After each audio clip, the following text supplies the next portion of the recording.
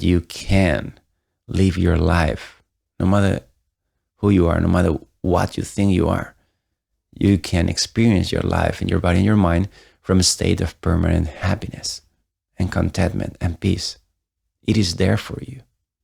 And I'm not saying that there's going to be no challenges at all. But already thinking that is not possible for you, it is the ultimate trick of your mind.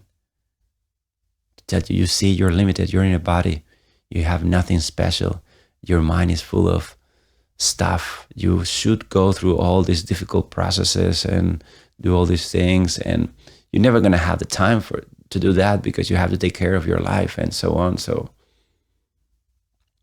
you don't have what it takes. So people just drop the possibility. Some people completely discard the idea that they can reach enlightenment. And sometimes you have a different kind of person who would not try at all. And our ego will try to say, I'm already enlightened. I don't need to do anything. I'm already there. But unless that actually the case, that you probably won't go around saying it. Unless it's actually the case, you are deceiving yourself because you are not. And sometimes, maybe, imagine you had moments where you tap into something that felt very extraordinary. So in a way, you're right in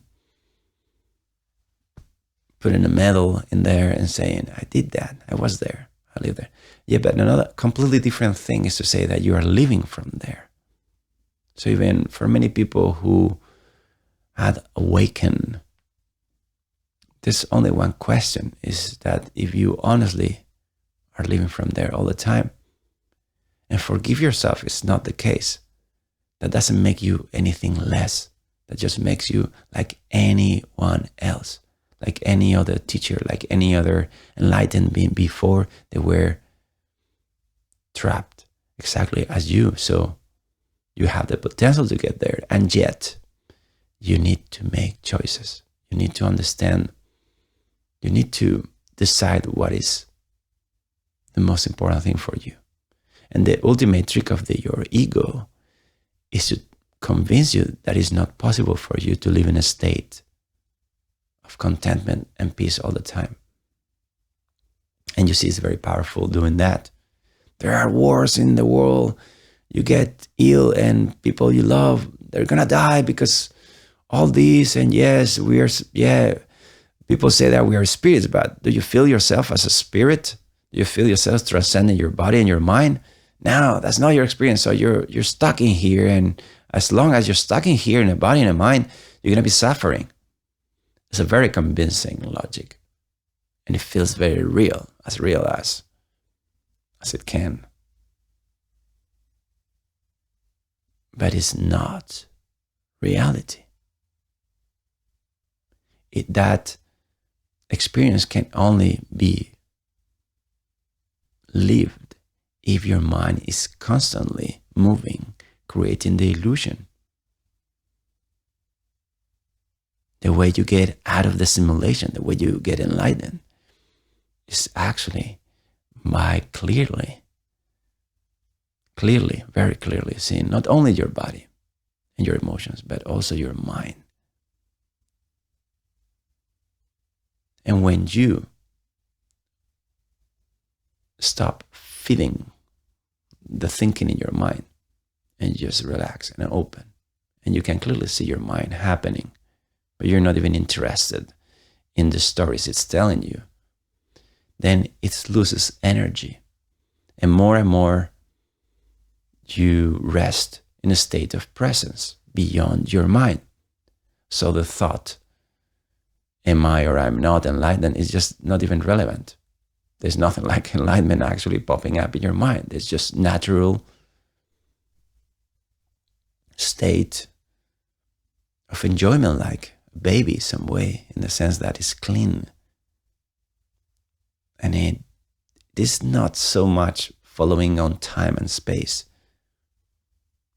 It is just a deep knowing, a deep being, a presence that it doesn't seem to be from this world, because you start noticing that it's not affected by this world.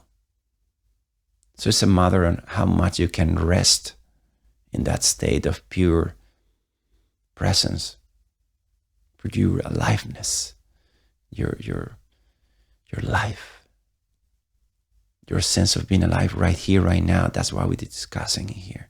Just your mind that is adding layers, where your mind is breaking into concepts and it's complicating your experience. But can you drop your mind? By dropping your mind, I don't mean to do anything to it. It's on the contrary. Can't you just start giving so much value to your own thoughts, just for a few minutes? All the thoughts about yourself, they are just thoughts. They come and go. Sometimes they say you're good, sometimes they say you're bad. They don't matter. You're not defined by your thoughts. So I don't care how much you have suffered so far. I probably wouldn't say that if you have suffered a lot, then you have more chances to release yourself, because you are tired. You start being tired, seriously tired of all the games your mind is playing on you. So if you want to know the truth, let go. Let go your body, let go your mind. And your body and your mind will behave completely normal. Nobody will notice the difference. Actually, they will become relaxed and loving. But that's not the point. The point is that you know that you're living something that transcends your sensory experience and your thinking experience. And as much as this sounds like science fiction or unreachable from an ordinary state of being trapped in your mind, it is actually your nature, and it is happening anyway. You are alive anyway. So you are there already.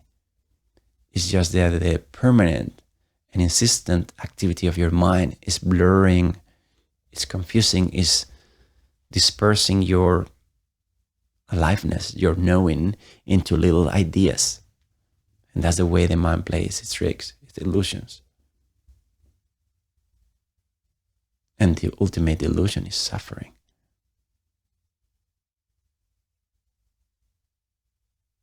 So it's okay if you notice that you're very attached to your mind.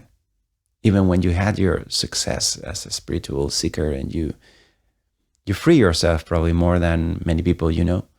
That's okay, that's true. But the question is, how deep you want to go? Are you still suffering?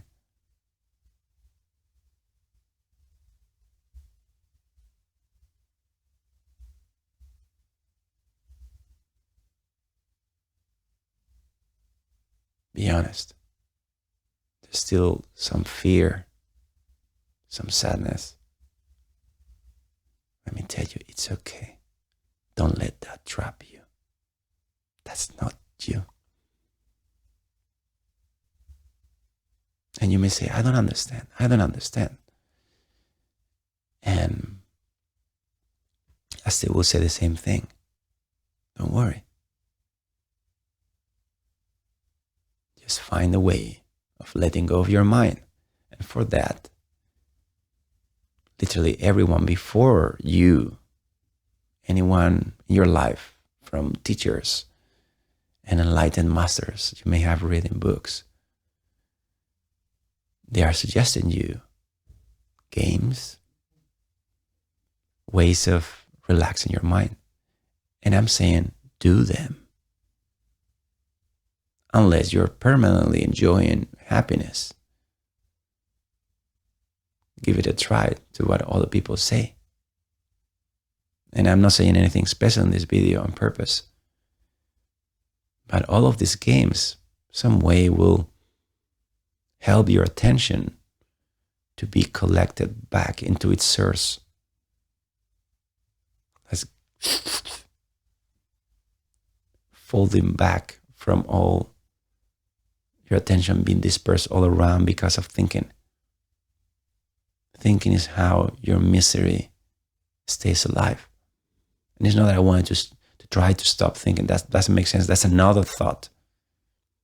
I'm saying to actually do it.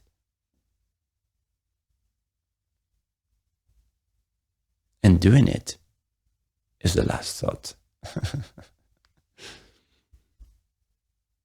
The last one, but it's meaningful. It's a meaningful conversation. It's a meaningful thing. That's why we have teachers and enlightened beings actually talking. They're pointing. And if you find yourself trapped in unconscious patterns that come to you after, don't give up. You're going to get there. Keep meditating. Meditating is just a formal celebration of your nature of non-doing. And certainly do it 24/7. I'm talking like in all your relationships, just enjoy yourself, relax, enjoy your life, enjoy your experience right there in the moment. Live it fully, sensory, completely there. And when you do that, you will see the frame of the movie. And then you'll know, oh, this is a movie because I can see the frame. But you will only get there not by thinking. You can only get there experientially by relaxing your attention from your own mind. And your mind will still progressively, you don't need to try to stop it, but it will certainly relax. And as you're not following the threads of your thoughts, your mind will start losing energy. And you will start feeling more silence, more space around your experience. Just keep going. Just keep going until you get fully exactly where you are.